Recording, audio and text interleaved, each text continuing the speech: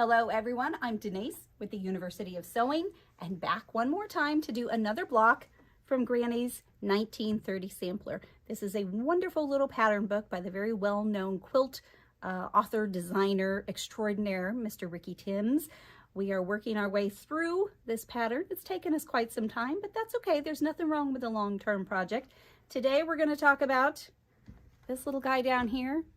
Guys, we are on block number 41 out of 42. If you are just joining us for the first time, welcome. We're glad you're here. And just so you know, all of the other blocks are also available on our YouTube page. So be sure to check those out. And as you're checking out the YouTube page, don't forget to give us the thumbs up and to share them and to subscribe. That's how we know we're on the right track and that we're doing things that you guys enjoy and appreciate and maybe learn something too, because that's the most fun for all of us. So again, our block this week is our lovely broken dishes. Cute little half square triangles. Very simply done.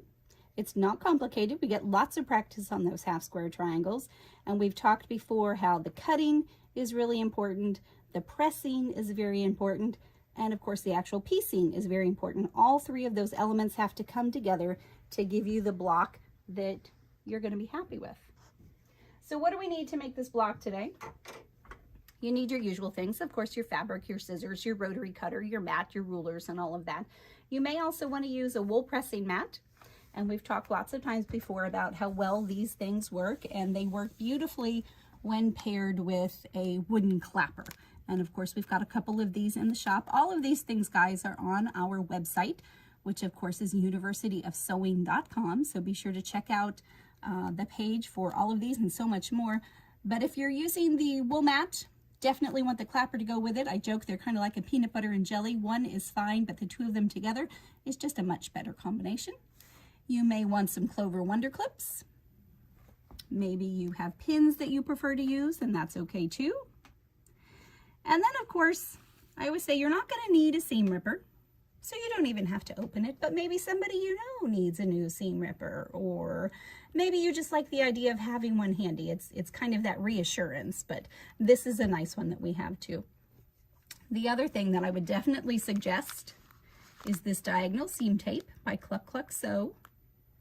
And this is my favorite way to do half square triangles to make sure things are lined up. I'm going to show you today how I use it. Guys, the 1930 sampler book by Ricky Timms, like I said, if you haven't checked it out, definitely do that. But kind of like the pressing mat and the clapper, it goes beautifully with its companion, which is the Lizzy Albright and the Attic Window. It's a very cute little novel, great for some winter cozy snuggly time reading. Kind of a quick read, a fun sort of adventure story. So let's talk about this diagonal seam tape before we get too far. I'm going to open this up. You know, it's like any roll of tape, you can't ever find the end, right? And this is a nice big roll. And guys, it is basically a washi tape. So it's very low tack. I keep mine on my machine. I really don't worry about it leaving any residue, but if that does concern you, take it off. Like I said, there's a lot on that roll. So we're gonna line this up on our machine.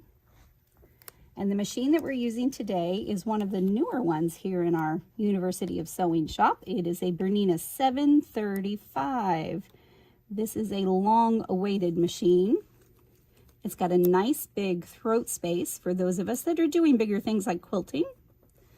But what's really cool about this machine, guys, you know, our bigger ones, they are 9mm width for the feed dogs. This one is 5.5. So what that means for us quilters is it's going to give us a little more control over that piecing. And I want you to think about the difference between precision piecing and perfection piecing. And is there a difference, or does one maybe lead to the other? That's your homework for today. Think about that. I need a 500-page essay by tomorrow.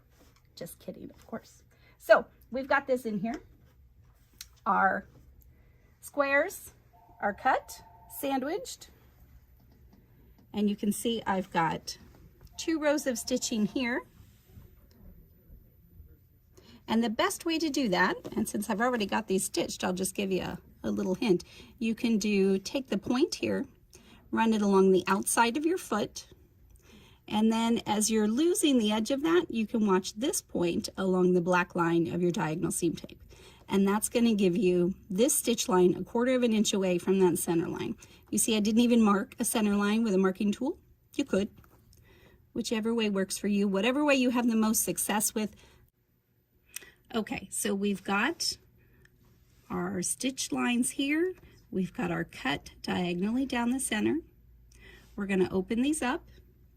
And we like to do typically pressing to the dark side, which means the dark side is going to go on the top when we open them.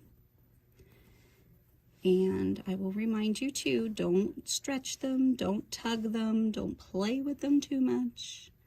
Half square triangles, because they are on the bias, they do want to get a little wonky pretty quickly. So these look pretty good. If I was near my iron, I would go ahead and press these, and I probably would not use steam, just a nice press to hold them in place.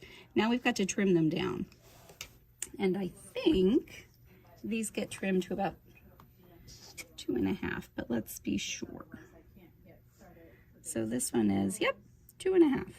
So to do that, you've got your nice square ruler here. You're going to use this diagonal line.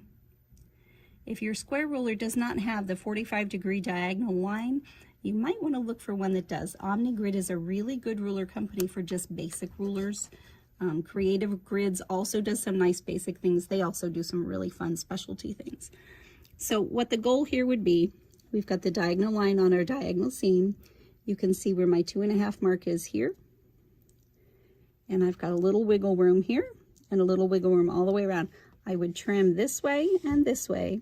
Then you're going to rotate it 180 degrees and finish it off this way and trim. Once you get both of those done, trimmed, you can stitch them together. They should look like this. And what I really want you to notice here is we've got a nice match of our points, but we've also got a nice 1/4 inch here.